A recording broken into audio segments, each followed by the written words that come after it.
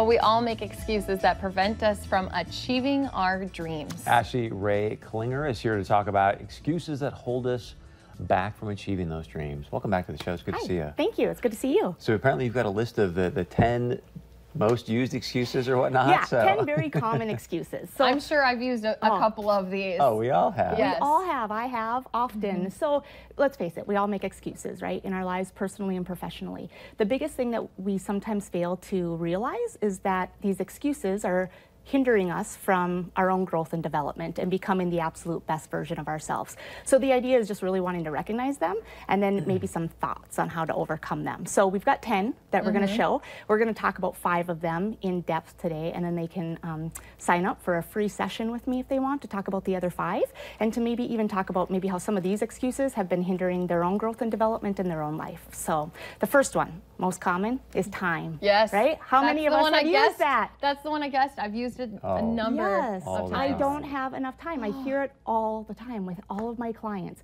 The truth is, we're all given 24 hours in a day, right? All of us. It all comes down to how you want to spend that time. And so the biggest thing is, number one, taking a look at how you're spending your current time. And I guarantee you, there's something in all of our schedules that we can give up. Maybe less TV, maybe getting up a little bit earlier, maybe going to bed even a little bit later, right? But number one, just again, looking at how we're spending our time right now, and then prioritizing what's important to us. Because the truth is, if you want something bad enough, you're gonna find the time to make it happen. But you know, whether it's a new business endeavor, finding time with family or friends, getting to the gym, making time for prayer, I mean, anything, volunteering for a community event, we can always say we don't have enough time.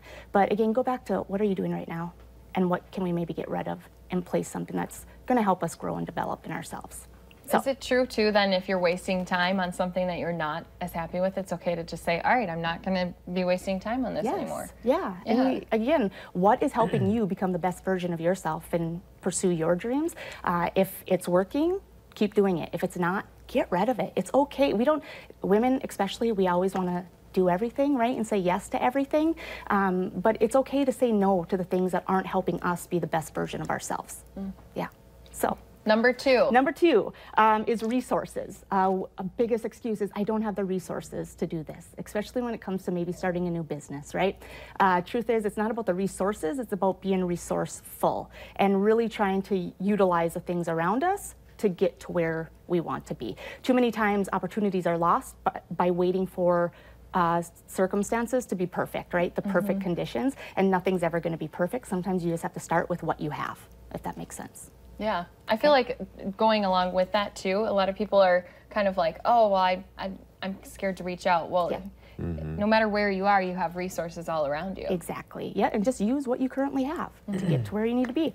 Number 3 is I don't want to take the risk, and this is really common too. The fear of the unknown is sometimes too much for some of us to handle, but we don't have to be all or nothing. Sometimes it's just taking baby steps. When I started my own business, I worked a full-time job, but then going back to time, I did that in the evenings or on the weekends. So sometimes it's just taking one little step to kind of get you to where you don't have to dive all in if you don't have the ability to do. Some people do, but some people don't. And so just start with something and then work towards that. Right. If that makes sense. And stay persistent. I think everyone today kind of thinks in this microwave society, like, hey, I did that now. I did it. It's I don't done. know what. Over. Yeah. Right. Yeah. Right. You got to keep on top of it. All right, stay with us and some of the most common excuses coming up right after this.